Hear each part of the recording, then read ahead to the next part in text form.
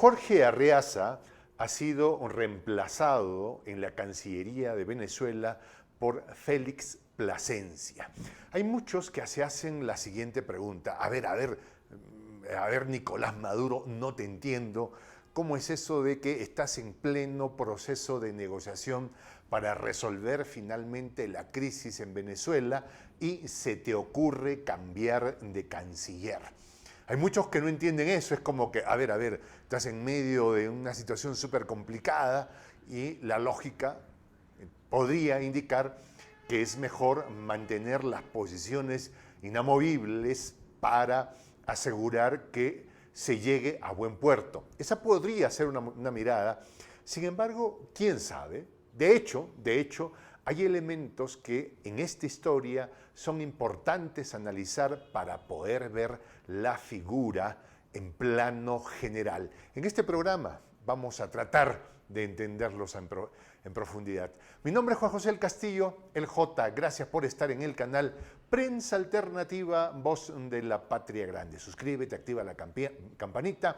Por cierto, ¿quieres apoyar económicamente al canal? Puedes hacerlo a través de nuestra cuenta en PayPal. El enlace abajo, en la descripción del video. A ver, ¿qué pasa? Hace unas horas atrás, el presidente Maduro señaló que Jorge Arreaza dejaba la Cancillería para ir a ejercer función al Ministerio de la Producción Nacional. ¿Ok? Que es una posición clave también en este momento, pero la Cancillería era una cosa así como que la vedette en este momento precisamente en la que se va a firmar, en la que se está negociando un acuerdo para resolver la crisis en Venezuela. ¿Sí? A ver, y anuncian el nombre de Félix Plasencia. Y muchos, ¿what? ¿Quién es Félix Plasencia? El embajador hasta ese momento de Venezuela en China. ¿Por qué? ¿Quién es? ¿Cuándo? ¿Cómo? ¿De qué? A ver, con calma. ¿Sí? A ver, esto dice muchas cosas. ¿Ah? Primero, que el momento político en Venezuela, desde la mirada del gobierno, está entrando en otro momento. No cabe duda ninguna que Jorge Arreaza ha sido un factor clave para poder enfrentar el abuso de las potencias occidentales en este inhumano, brutal y cruento bloqueo económico que tiene como objeto cercar una nación para quedarse con sus recursos petroleros, ¿ya? Y de auríferos y demás en la cuenca del Orinoco. Eso lo hemos dicho allá en este canal hasta de más, así que es innecesario. Pero aquí quiero resaltar, ¿sí? La figura de Jorge Arreaza y su quehacer político dentro de la Cancillería venezolana es innegable, ha sido un factor determinante para mantener una lucha de David frente a los Goliat, ¿ya?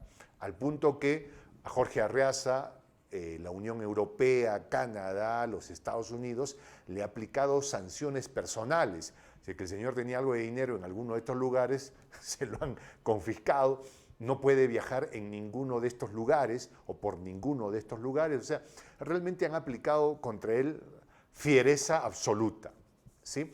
Y sería, insisto, habría sido imposible que Venezuela sobreviviera al abuso de estos Goliaths sin la participación de Jorge Arreaza. La pregunta es, ¿y por qué cambiarlo en este momento en el que las partes se están sentando a conversar para llegar a un acuerdo?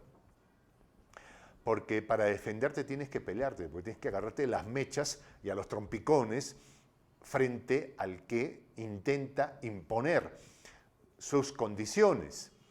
¿Ya? Y eso es bueno en determinado momento, pero cuando vas a hablar de arreglemos nuestros problemas, puede ser complicado porque en ese interín, en ese transcurso, es más que evidente que uno va tomando posiciones personales y, diplomático o no, hombre de Estado o no, igual vas tomando posiciones de ánimo a favor y en contra de quienes estás confrontando. Entonces, este asunto incluso se construye o se constituye en elementos personales, ¿no? Entonces, Arreaza se ha dado tantas veces de ida y de vuelta con, no sé, pues, los del otro lado, ¿ya? Que ya es un tema personal. Ahora, en estos tiempos es necesario quitarle presión al asunto para que el proceso de conversaciones llegue a buen término. En otras palabras, es cambiar un canciller de guerra por un canciller en tiempos de paz. La película de El Padrino, ¿se acuerdan? El consiglieri, un consiglieri de guerra, decía, bueno, saltando las diferencias evidentes, ¿sí? Lo que en su momento se requería fue un canciller para la guerra mediática, para la guerra económica, y Dios mediante, lo que nunca se dio, lo que Guaidó siempre quiso, la guerra en términos físicos. Nunca se dio.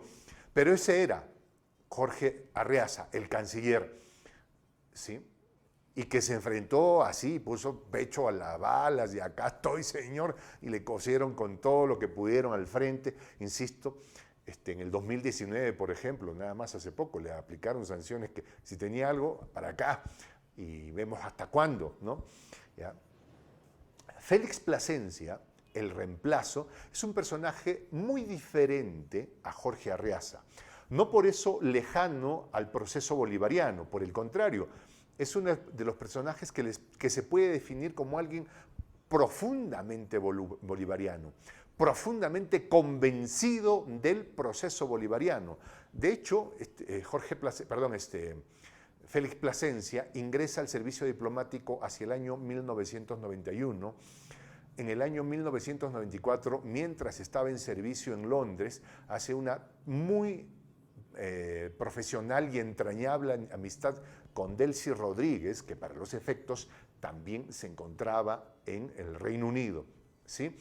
Y su quehacer ha sido muy fructífero en términos del profesionalismo diplomático para sostener el proceso bolivariano de cara a Occidente, ¿sí?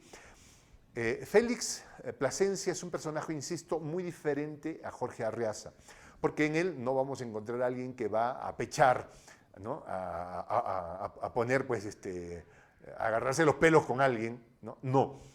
Félix Plasencia es un personaje al que no se le va a ver, por ejemplo, yo no tengo registro de ello, díganme si me equivoco, no se le va a ver en un meeting dando un discurso, ¿no?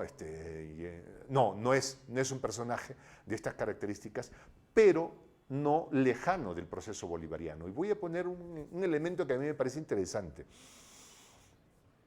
Cuando en un momento Delcy Rodríguez se traslada a Europa con la finalidad de entablar una comunicación con la élite española, con la finalidad de llegar a acuerdos respecto al proceso electoral, ¿sí? En el que se elige al Parlamento último, ella va buscando conversar, es la verdad, ¿ya? Yo sé que este es un tema difícil para la élite española, y cierto sector del gobierno del presidente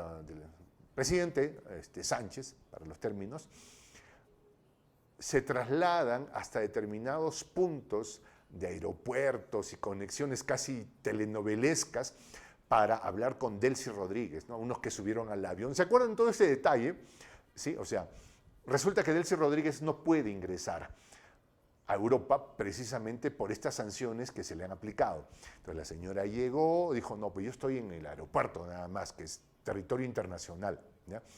Pero funcionarios del gobierno de Sánchez, casualmente pasaban ese día por el aeropuerto y se encontraron 45 minutos, 120 minutos, y se saludaron cordialmente y hablaron 120 minutos.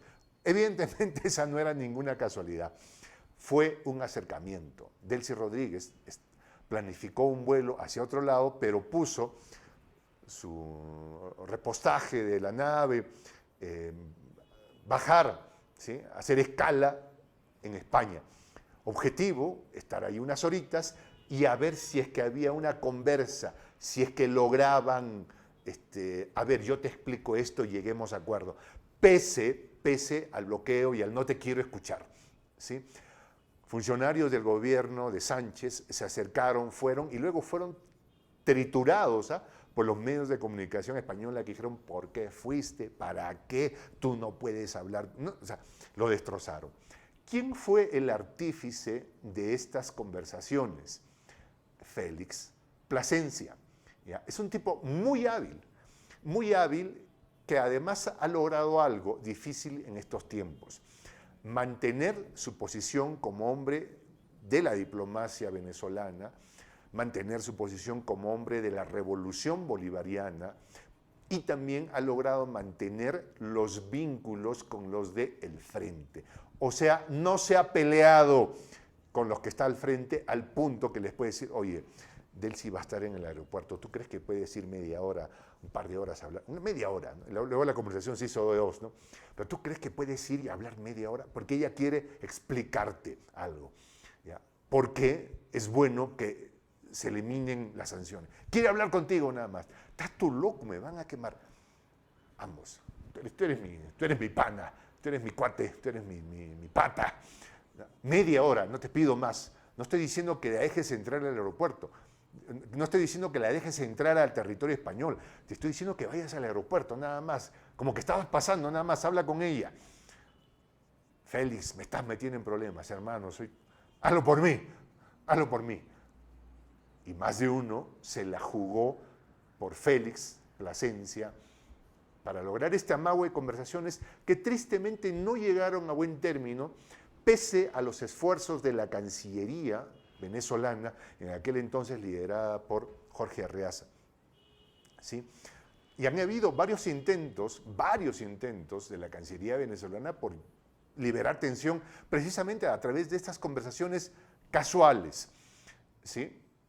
De hecho, en algún momento esta pudo llegar a buen término si es que el embajador de España, que pertenece a la élite española, ¿no? Petardear este proceso en el último momento, facilitando la huida de Leopoldo López a España. ¿Sí?